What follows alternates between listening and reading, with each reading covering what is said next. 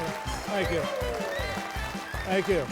Well, thank you very much, and welcome to Broadway Buzz. I'm Joe Gary, and I'm especially delighted to welcome you to Pippin, the musical. I mean, this is an extraordinary show.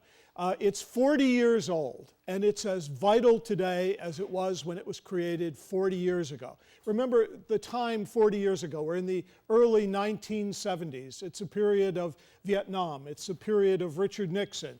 It's a period of the young generation not trusting anyone over 30. And it's an extraordinary story about a young man, Pippin, who comes to terms with himself, who tries to find who he is in this world. And of course, the wonderful irony is that this journey of wanting to be extraordinary takes us on a madcap journey. 40 years ago, it was directed and choreographed by the brilliant Bob Fosse. It was a very different version of the show that you're going to be seeing now, but it is extraordinary to see how the new framework that Diane Paulus has given the show puts the show into a very contemporary mode, makes it very exciting and very accessible, and the 40 years are worn away. Keep in mind, this story of a young man wanting to be extraordinary, it's the story of all of us, of course. And finally, what we learn in our journey is what we're willing to settle for, or what really is important. That's what life is in that process. It's so interesting that a musical that is as tuneful, as melodic, as visually pleasing, as dazzling as this show is, would have such a powerful message. Now, I'd like to go back and sort of trace for you this extraordinary odyssey. So let me introduce the composer of the show, Stephen Schwartz. Now, Stephen Schwartz, we're back in the period of 1967. Stephen Schwartz is a student at Carnegie Mellon, which is a great theater school in Pittsburgh. He was majoring in theater, and for his sort of senior project, he put together a show that was called Pippin, Pippin. Let me go back and give you a little background on that. When Stephen Schwartz was at Carnegie Mellon, he met a young man who was studying opera named Ron Strauss. And Ron Strauss was working on an opera that he was calling Pippin, P-E-P-I-N. Now, if I could just give you the history, Charlemagne, we're in the period of the 7th century A.D., Charlemagne had an illegitimate son named Pippin, P-E-P-I-N, who was a hunchback, who tried a coup against his father, trying to assassinate him. He was put in a monastery for the rest of his life, and it was about court intrigue. So keep in mind, young undergraduates in this period, 1967, everyone had read Lion in Winter. And if you don't remember the brilliant movie with Katharine Hepburn, by all means, rush home and see it. It's spectacular. But it was a great play turned into a brilliant film. And suddenly, everyone was very vitalized by this idea of long ago, far away, and court intrigue. So Ron Strauss decided that a wonderful idea for an opera would be to take the world of Charlemagne, the sort of Middle Ages, and to fill it with medieval mystery plays and morality ideas, and to tell this compelling story about a son versus his father. And he was writing this in opera form. Stephen Schwartz, this young man, heard some of the music and said, "This is great. Would you be interested in having me work on it with you?" And Ron Strauss said, "Sure." Well, what he didn't realize was that Stephen Schwartz just took the project over, and it became a musical. And so suddenly, I happened to be in Carnegie Mellon, and I did see this production of Pippin, Pippin. It was done in a very medieval format. It was very sort of like West Side Story in its musicality. It was a very sweeping, epic story, wonderfully told. But keep in mind, it was directed by Stephen Schwartz. It was choreographed by Stephen Schwartz. It had lyrics by Stephen Schwartz, and it had 90% of the music by Stephen Schwartz. So it was sort of a one-man show. And then on top of it all, he directed the project. But what was overwhelming in watching it was the sort of sheer talent and the sheer bravado in taking on such a big story. Well, what happened, of course, as any sort of thesis in a university, everyone sort of clapped and said, this is really lovely, good luck in the real world. And what happened to him was he got a letter from a producer in New York. And what had happened was the cast all put together some money and they had it recorded. It was sort of a vanity production so they could send the recording to their parents. And so lo and behold, this producer in New York got hold of this vanity disc and wrote and said, if you're interested in proceeding with this as a musical, I'd be very interested in producing it. So Stephen Schwartz said, this is a sign. This means I'm destined to go to New York. I'm really destined to become a New York composer. I want you to realize that every artist who works and who is successful obviously has to have talent, obviously has to have tenacity, but also he has to have luck. And so, the Greeks called it fate or destiny or chance, depending on how you interpreted the Greek philosophy. And so anyway, Stephen Schwartz went off to New York to seek his career as a Broadway composer based on this request. Well, when he got to New York, he very quickly went to meet this producer, and the producer didn't have an office on Fifth Avenue or in the theater district. Rather, he lived in Hell's Kitchen, and his apartment was his office. It was a fifth-floor walk-up, and it was one room. The major feature of the room was a bathtub where they put a door over it, so that would become his desk, his office, etc. So this producer had never produced anything, had no contacts, had no access to money, but had the love of theater. And it was the force that drew Stephen Schwartz to New York. Well, obviously, nothing happened with that, but Stephen Schwartz realized then that he had to start making the rounds to see what could happen. And while he was there and desperate, he wrote several new songs. Ultimately, the Pippin that I saw in 1967, ironically, I want to tell you this part of it also. I went to Carnegie Mellon to see John Michael Tebelak, who was a young man from Cleveland, and he was working on a show that he would ultimately name Godspell. And ironically, he was there, we saw this show, and this coincidence will come back again in a moment. So here's Stephen Schwartz in New York, trying to sell his show. What he finally does over the next 5 years is to totally rewrite every word, every note, every lyric of the show, so nothing remained of the Pippin that I saw at Carnegie Mellon. So it was a 5-year journey of discovery, which is interesting because Pippin is about a journey of discovery of a young man, in this case now named Pippin, Pippin, who wants to be extraordinary. Obviously, it's an autobiography of Stephen Schwartz, who is a young man who wants to be extraordinary. Okay, so this journey will take him in a very interesting way. And now, obviously, there's tremendous talent that this young man has. There's tremendous tenacity, but also the luck aspect. He goes to an agent, and the agent's name is Shirley Bernstein. And Shirley Bernstein's brother is Leonard Bernstein, the great conductor and composer, and one of the greatest figures in the musical world and the musical theater of the 20th century. Shirley Bernstein falls in love with the talent that Stephen Schwartz has. He wrote 2 new songs that he started passing around. They're the first 2 songs you'll hear in the show, Magic Tonight and Corner of the Sky. And they stand as 2 of the greatest pop songs in the musical theater. And so immediately she recognized that this was a person, a young man of tremendous talent. So very quickly, to at least get him seen, she had him write a song for a new show, a play that was opening in New York called Butterflies Are Free. And that beautiful little song that Keir Dullea sang in Butterflies Are Free, that was recorded actually and had some commercial life, was the first song of Stephen Schwartz's on Broadway. So that was the beginning. But then something would happen that was totally unexpected that would transform Stephen Schwartz's life. He auditioned his music for 2 young producers, this time legitimate producers. Their names were Edgar Lansbury and Joe Baru. Edgar Lansbury was Angela Lansbury's brother, incidentally, and they were looking for a show to do in New York. So he played these 2 songs. They said, "You're a great kid. When you finish the score, come back and we'll see what we can do." Meanwhile, they discovered Small World department, John Michael Tebelak's production of Godspell, which was playing at a tiny little theater in New York, off-Broadway theater, called La Mama.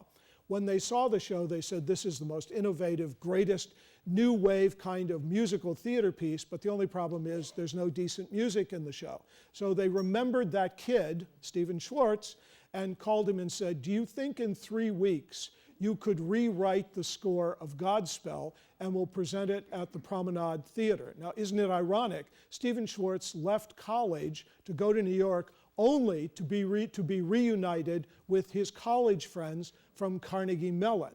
And so all of those kids who were in the original cast of Godspell were all seniors from Carnegie Mellon. John Michael Tebelak had graduating from Carnegie Mellon with this brilliant piece. And so very quickly, in 3 weeks, he wrote this remarkable score, and the end result was, this is what made Stephen Schwartz famous. And he won the Grammy Award, actually, for this phenomenal work that he did with that show. So on his way to producing Pippin, he very quickly in this 3-week period wrote a show that would change his life. Godspell would be one of the greatest shows of the 70s. It would play literally everywhere in the world, and it would catapult this young composer into the ranks of first-class Broadway composer. So he continues then working on his show. He does all this in 1971. He also then, Leonard Bernstein, is obligated to do a mass to open the Kennedy Center, commissioned by Jacqueline Onassis. And so Leonard Bernstein then commissions Stephen Schwartz to write the lyrics for the Bernstein Mass, which he did. So within that year, 2 major world-class events would happen that would give him great success. He wasn't even looking for these, they just fell into his lap. So by 1972, he was ready to do Pippin. He had a new book writer, the show had been completely rewritten, the new score was very hot and very interesting. Shirley Bernstein arranged for him to have a meeting with David Merrick. David Merrick commissioned him. He was the greatest producer of the day. He commissioned him to do the show, but then he got disillusioned with the book and got nervous about the storyline. It was a little bit too contemporary, a little bit too pop for David Merrick, and it wasn't falling in the category of Hello, Dolly, and he couldn't turn this into Hello, Pippin, so he sort of backed away from it. David Merrick always said this was the greatest mistake of his life, to back away from this phenomenal moneymaker that it would turn out to be. So the end result was they then went to Hal Prince, who was interested in possibly directing the production of Pippin. He took the new book writer with him. Stephen Schwartz played all the songs, singing every song with the greatest passion. When it was over, Hal Prince said, well, gentlemen, this is what I have to tell you. I'm much more interested in what happens to everyone after the show ends than I am with the story you've written. So I recommend you go home, take the first and second act, incorporate it into the first act, and write a new second act. I'm not going to direct the show, but that's what you need to do. So they went home and did exactly what Hal Prince told them to do. Footnote, years later, Stephen Schwartz would talk to other great composers and say, and he would tell the story about how Hal Prince would very strongly influence him, and all of the other composers would say, oh, you didn't believe all that, do you? Every time someone goes to him and he doesn't want to do a musical, he says, I'm much more interested in what happens after the show ends, and I think you got to combine Act 1 and Act 2. Well, in this case, they followed his advice, and they came up with an enormous hit. So now, at this point, they have a great New York producer, Stuart Ostro, and at this point, they find the hottest director-choreographer, Bob Fosse.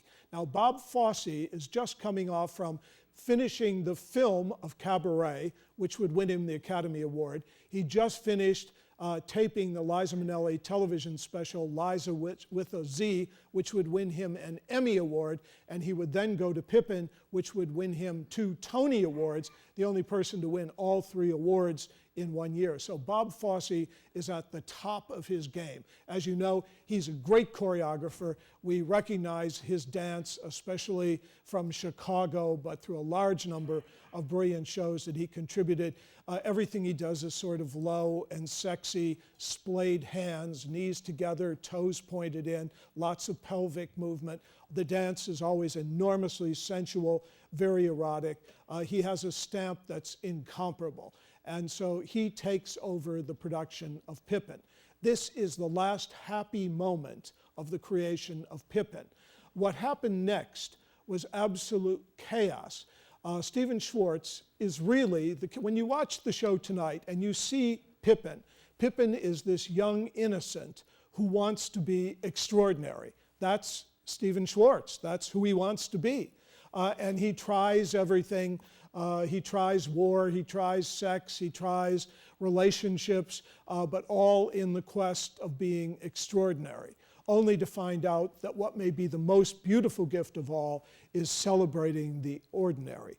And so here is Pippin, the character who really is Stephen Schwartz. And now here we have Bob Fosse, who's 20 years older than Stephen Schwartz. And obviously, you know, Stephen Schwartz is coming from that world where you don't trust anyone over 30. Keep in mind, Stephen Schwartz, when he was in college, was the king. I mean, he directed, choreographed, wrote, conducted his whole show. Now suddenly he has this giant of the professional industry saying, I'm taking this over and you're not going to have anything to do with it. It's going to be my show. When things really exploded in rehearsal, the opening number, Magic to Give. Watch that number tonight. Diane Paulus does it so brilliantly, and she sets it all up as a circus tent and finds her own way of giving the opening a spectacular beginning. When Bob Fosse created his version 40 years ago, it was a groundbreaking opening number. Ben Vereen was the star of the show. He was like the MC. He's called the leading player. And all the rest of the chorus around him, you only saw their hands illuminated. It was brilliantly lit, so you never knew where the light source was, but you just saw all of these hands moving around Bob Fosse. And it was magic, and it brought you into this erotic, sensuous world that Bob Fosse was creating. Watch what Diane Paulus does tonight. She does it in a totally different way, using a circus idiom to do it, but she's as captivating as Fosse was in the opening of his version of the show. But after Bob Fosse staged that opening number, the dancers were so devoted to Bob Fosse. I mean, everything, he was like a god. And everything he said, they did, of course. And he was the epitome of professionalism. And so when it was over, they said to Stephen Schwartz, what do you think? And he said, well, I didn't really like it very much. And let me show you what I think it should be. And he got up and I mean, he's not a dancer, he's not a choreographer, but he got up and did this. And that was the death of Stephen Schwartz. Bob Fosse said, he goes, I don't ever want to see him again. He's not going to be a part. And, you know, the cast is gasping because someone is standing up to the king, Bob Fosse. So the whole rehearsal period was met with great derision and great pain. And Stephen Schwartz kept fighting to keep the focus on Pippin because the story is really about the young boy discovering who he is on this journey. It is like a medieval mystery play, like Every Man. Every man goes on a journey to find out who he is and tries things in life before he understands what qualities are really important. So here's Stephen Schwartz fighting for the role of Pippin, but then there is Bob Fosse, who's enamored of the role of the leading player. When he was first given the script, the leading player, there was a suggestion that there would be a group of players that would be like the Commedia dell'arte, a group of traveling players that would add background and play various characters in the show. When he cast the show, Bob Fosse cast Ben Vereen. And of course, Ben Vereen was brilliant and had just come from Jesus Christ Superstar, where he had made an enormous triumph. And so he totally reshaped the leading player so that he was evil and decadent and sinister, and he really controlled the show. And so he would have the character interrupt the action of the play, interrupt scenes with Pippin. It's interesting. Just think of this for a moment. Remember that Stephen Schwartz had just come from Godspell. Godspell is a story about young people playing as characters, acting out the story of the Bible. They're like clowns. It's a very innocent, fresh, charming little innocent tale. That's where Stephen Schwartz is coming from. Bob Fosse is coming from Cabaret and that brilliant, very dark movie that he made that stands as one of the greatest movie musicals ever.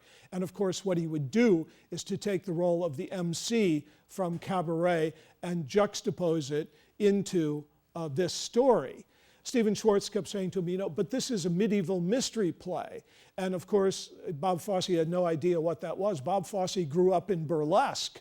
And he spent his youth around strippers and vaudeville. And so he wasn't going to create a medieval mystery play. He was going to use all these vaudeville techniques and all these sort of Brechtian devices that have been used so brilliantly in Cabaret. So these two forces are at work through the show. Watch how that still plays out.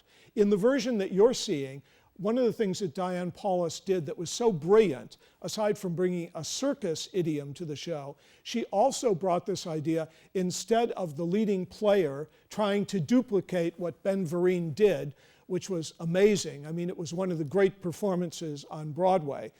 She decided to cast a woman in the role.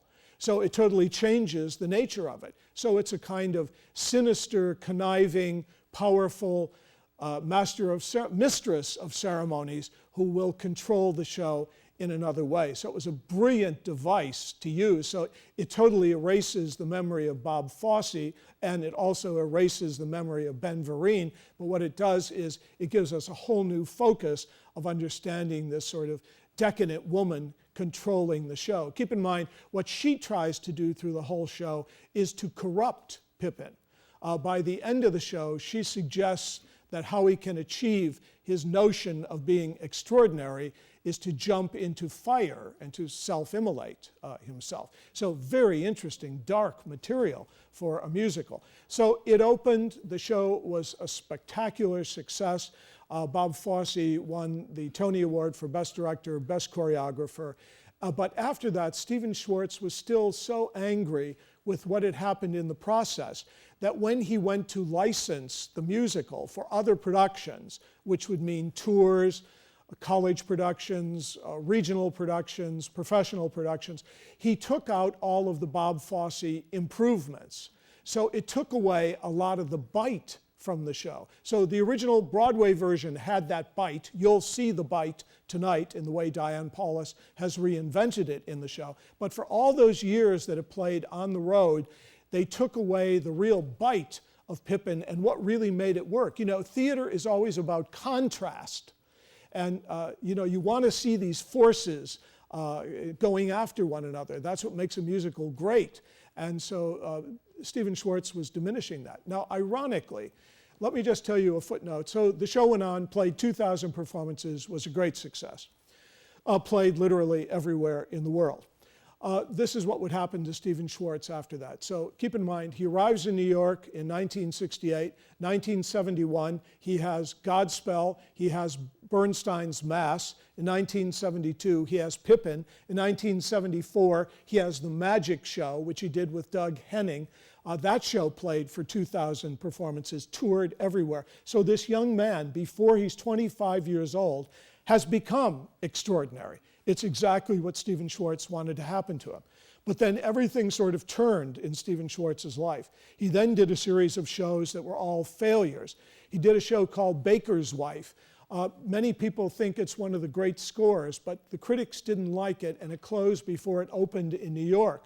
Subsequently, over the years, Stephen Schwartz never gives up on shows. He worked on that show for almost 20 years.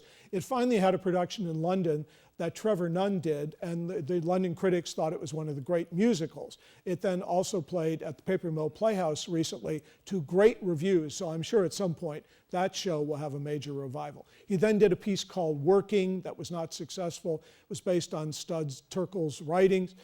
He did an infamous production of Rags, which was a horrific failure on Broadway. And then he did Children of Eden, which again, many people love, but it did not have great success. It opened in London and failed. So by the mid-1980s, Stephen Schwartz says, I'm never working in the theater again. My life in the theater is over.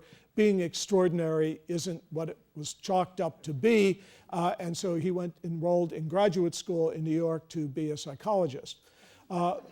Then Disney enters in. Disney contacts him and says, you know, we really would like you to work with Alan Menken. And so he creates Pocahontas. He then does The Hunchback of Notre Dame.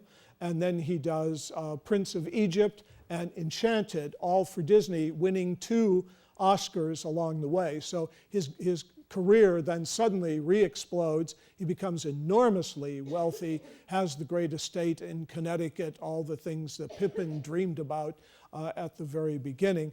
And then, of course, he had his greatest triumph in 2003 when he wrote Wicked.